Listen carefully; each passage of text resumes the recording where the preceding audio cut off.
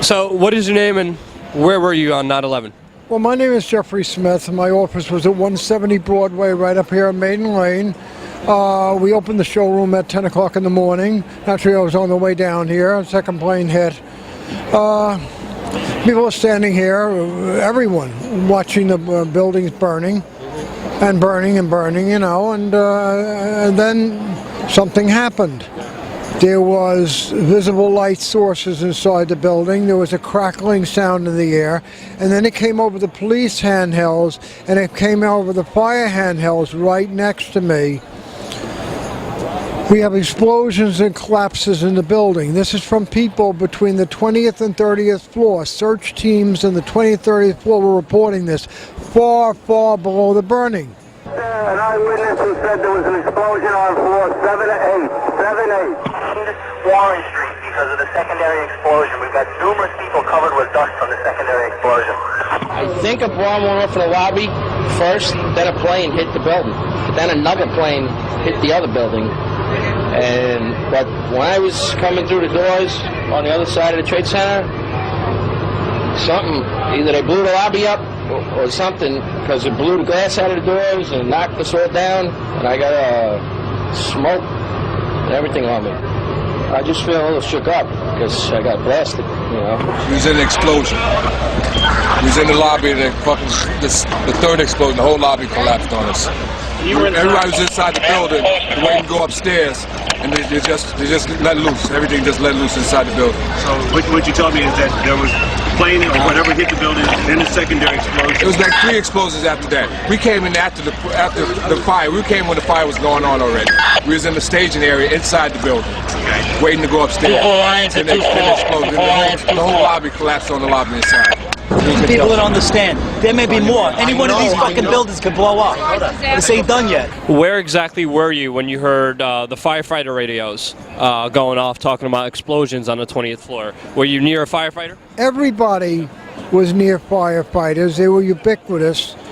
Everybody with a scan, and also everybody with a scanner in the city of New York, in Jersey, in Staten Island. Everybody with a scanner heard that. Okay, that's why there's widespread disbelief, because of what they actually heard and saw that day. Okay, now they can lie on a stack of Bibles saying that this has been well investigated. It has not. And then, no matter what you believe about 9/11 happening that day, and that should be amazingly investigated, there's no doubt about what happened after 9/11, when they damn well knew how toxic this cloud was. Why? Because the U.S. Geologic Survey flew their instruments from Golden, Colorado, where the School of Mines is, where they make Coors beer, and they deployed them around the burn. So they damn well knew by day 3 or 4 how complexly and powerfully toxic this cloud was. And they all told everybody come back to work, come back to work. Now, you were here and you got affected by the dust. You were hit with the dust cloud. And how has your health changed ever since? Well, I had my immune system shut off for about 2 years. It was like having AIDS. That was fun. My stomach stopped making enzymes, so I had to have enzymes every day to digest any food. My blood chemistry went crazy. I still have constant headaches. I have constant stomach problems. All right. There were months where I couldn't feel my feet 3 times a day. I had neuropathy, which now has disappeared. Constant skin rashes that came and went. Eye problems. All right. And remember, the minute, I live in Brooklyn Heights, so you don't have to tell me about Lawrenceville, New Jersey. That's another secret English base in America. So when Christy Todd Whitman, who's one of the real establishment down there, started this stuff, the air was clear. I ran and I got a 4-element mask from MSA. Optimized, the 4 elements were optimized to the dangers. Of course there's going to be mercury. Of course there's going to be lead. Of course there's going to be an atmosphere that had the alkaline of Drano. Of course there was going to be PAHs. Of course. So you get a mask with the elements optimized that. I bought the filters. I changed them every 2 days. I was there 2-3 hours a day to pick up the checks and bring them to the bank, because you know what? There were burglaries in all these buildings around here. All the cops were in the pit and the burglars were going crazy, taking everything out of these buildings. Well, of course, that's partially a setup with the management. We all know that. But it was a wild scene down here. The bottom line is, with all the cautions that I took and all what I know about environmental science, I ended up on 14 medications. The atmosphere in my office ate into the paintings on the walls. It destroyed both the oils and the acrylics, which are very different from each other chemically. What the hell is that doing to humans? And now what? Now you see what's going on?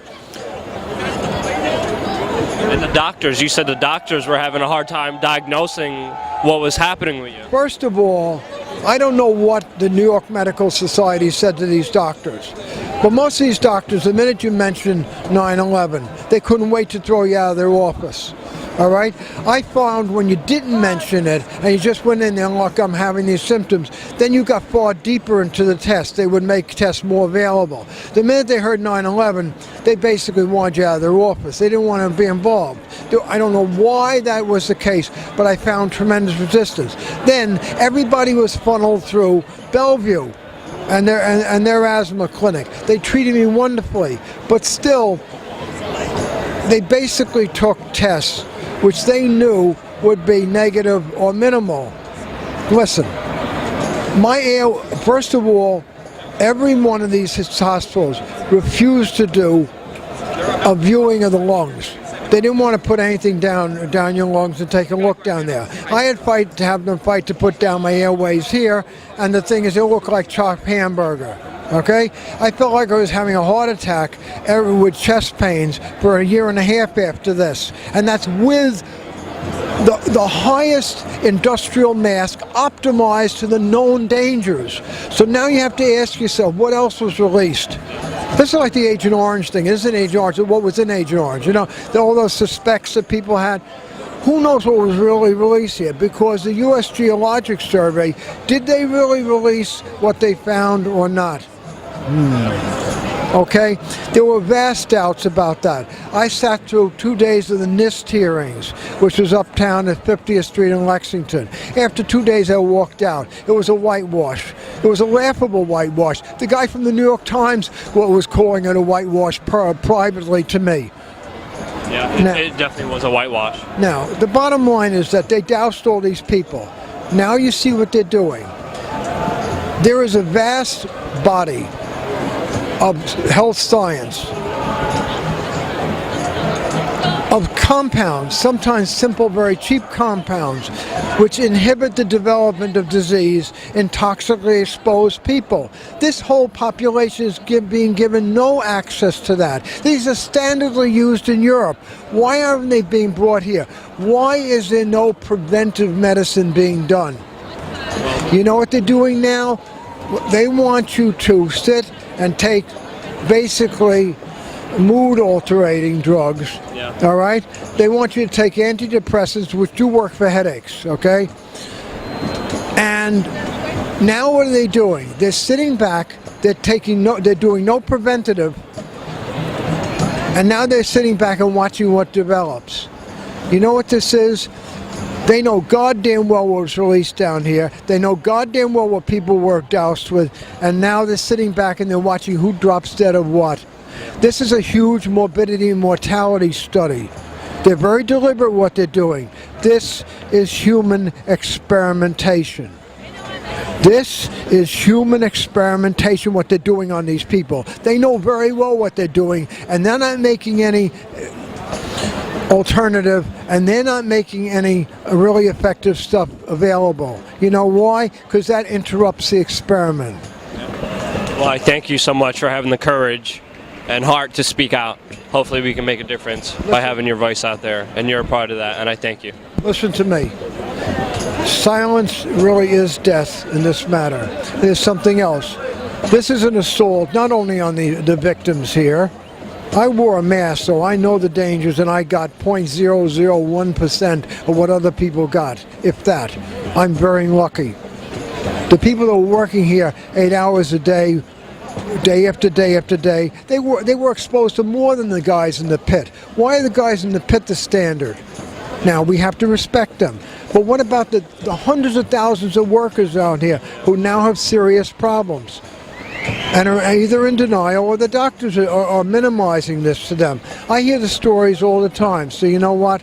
The more noise you make, the better. And this is more than an assault on this city. This is more than an assault on the people who are the direct victims.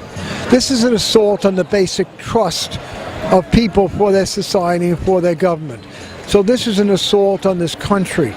It's assault on the basic stuff that holds this country together as a society. And when your country is under attack, silence is treason. Just like Martin Luther King said, during times of universal deceit, silence is betrayal. And I thank you so much for speaking out, Jeffrey. You're the man. Give me a hug. Thank you, brother. You're embarrassing. Thank you, brother. God bless you. God bless you. Bin Laden didn't blow up the projects. It was you, nigga. Tell the truth, nigga. Bush knocked down the tower. Tell the truth, nigga. Bush knocked down the tower. Tell the truth, nigga. Bin Laden didn't blow up the projects.